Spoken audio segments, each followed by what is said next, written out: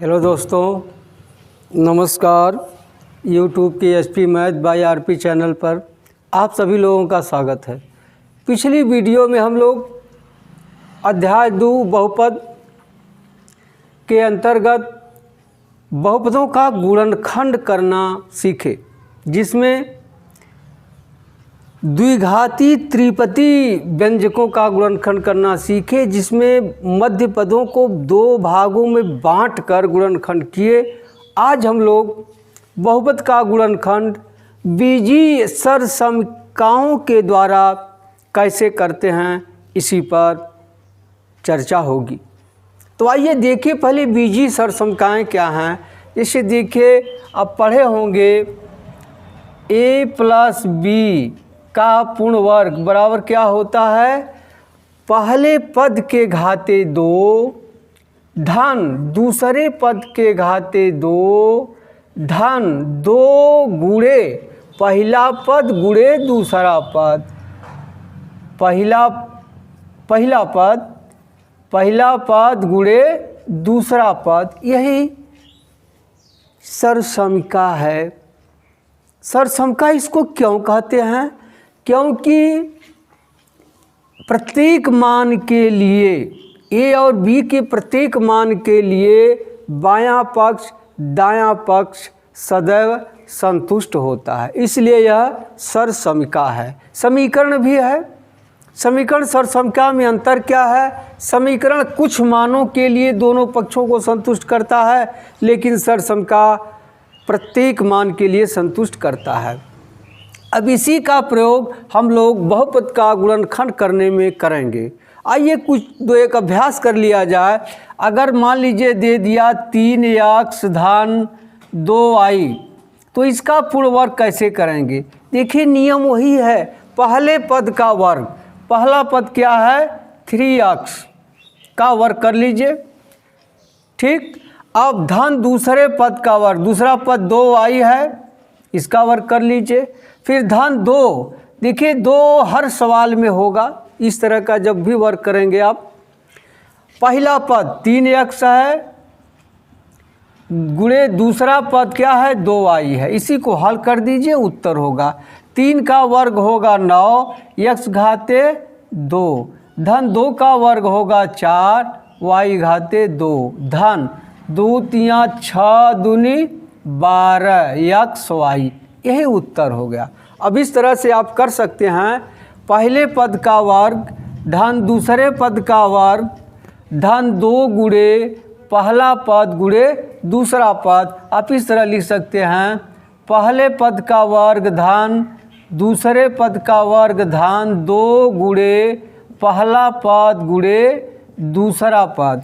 और यहाँ अगर दिया है पहला पद धन दूसरा पद का अगर वर्ग दिया है, तो इस तरह से आप कर लेंगे। अब इसी का प्रयोग हम लोग गुणनखंड करने में कैसे करते हैं, आइए देखते हैं।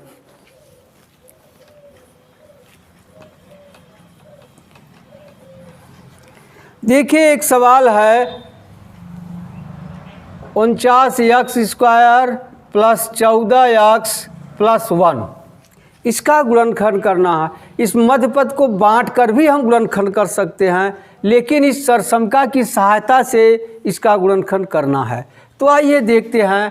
पहला काम इसमें क्या करना पड़ता है, आप पता लगाइए। इसमें 3 पद हैं, क्या 2 पद पूर्ण वर्ग रूप में हैं? आइए देखते हैं। देखिए 49x², यह पूर्ण वर्ग रूप में है, 7x का पूर्ण वर्ग है। यह वर्ग रूप में नहीं है, लेकिन एक वर्ग रूप में है, इसका वर्गमूल 1 होता है, 1 का वर्ग 1 ही होता है। तो जिस संख्या का वर्गमूल निकल रहा हो, तो आप करिए इस तरह से, 49 का वर्गमूल 7, ठीक, और x घाते 2 का वर्गमूल x निकाल कर कोष्ठक लगाकर घाते 2 लगा दीजिए। अब दूसरी संख्या देखिए 1 है, इसका वर्गमूल 1 है, 1 लिख करके घाते 2 लगा दीजिए, ठीक। अब धन, इसको थोड़े देर के लिए भूल जाइए, यहाँ 2 लिख लीजिए, गुणे पहला पद 7x गुणे दूसरा पद 1। अब गुणा करके चेक कीजिए, देखिए 14x आता है कि नहीं। 2 7 14, 21 14x आ गया।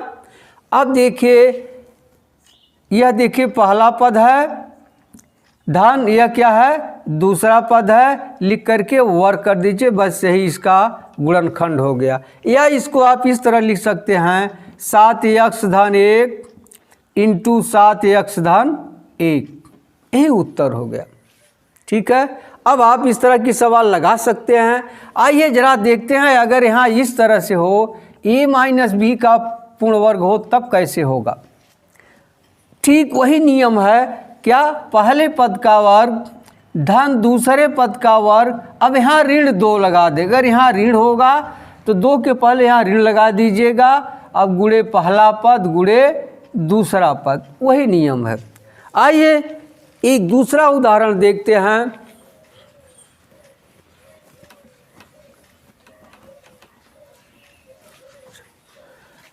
नौ एक्स स्क्वायर माइनस 12x धन 4, इसका गुणनखंड करना है।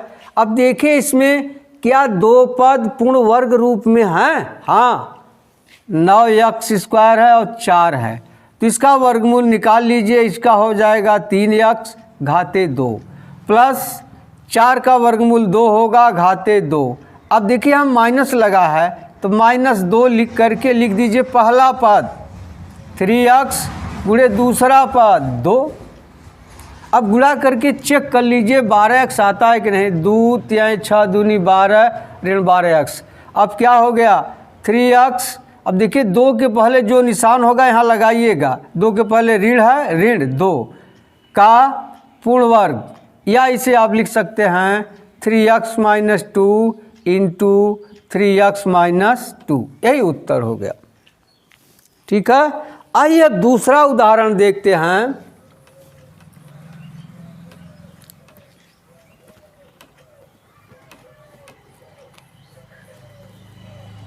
(49a square plus 70ab plus 25b square. अब आप देखिए कैसे होगा। देखिए इसमें कौन कौन सी संख्याएं पहले पूर्ण वर्ग रूप में हैं। देखिए यहाँ 49 a घाते 2 है, 25 b घाते 2 है, तो कर लीजिए 49 का वर्गमूल 7, a स्क्वायर का वर्गमूल a का पूर्ण वर्ग हो गया, धन 25 का वर्गमूल 5, इसका वर्गमूल b पूर्ण वर्ग हो गया। अब देखिए इसके पहले धन है, धन 2 लिख करके गुणा कीजिए पहला पद 7a गुणे दूसरा पद 5b। अब चेक कर लीजिए, देखिए 70ab आता है कि नहीं। 2 7 14 25 70ab आ गया। अब आँख मूंद करके यही दोनों लिखना है, 7a प्लस 5b का पूर्ण वर्ग, यही उत्तर हो गया। ठीक, अब आइए अगला उदाहरण देखते हैं।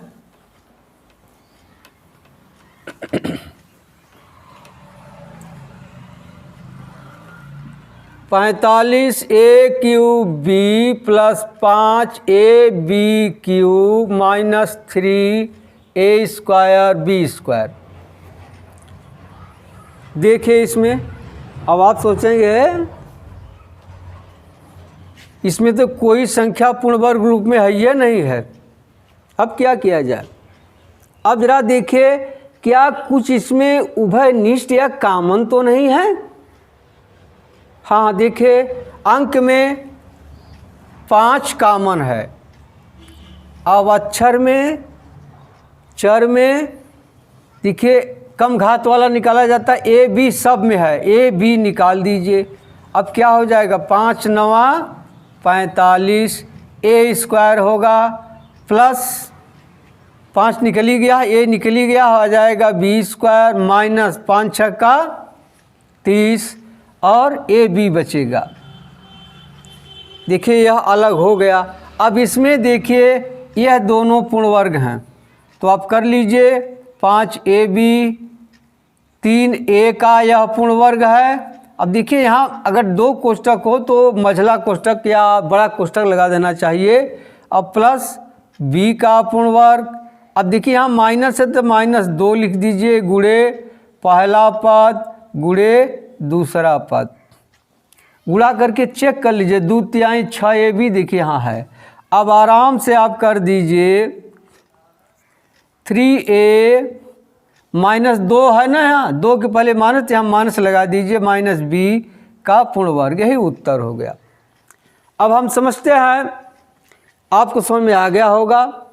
और टाइप के प्रश्न है वह अगले वीडियो में आपको बताया जाएगा। इसी पर कुछ अभ्यास दिया जा रहा है, उसको करिए। यदि आपको वीडियो अच्छा लगा है तो सब्सक्राइब जरूर कीजिए, लाइक कीजिए। यदि अच्छा न लगा हो तो डिसलाइक अवश्य कीजिए। आइए अब प्रश्न देखते हैं।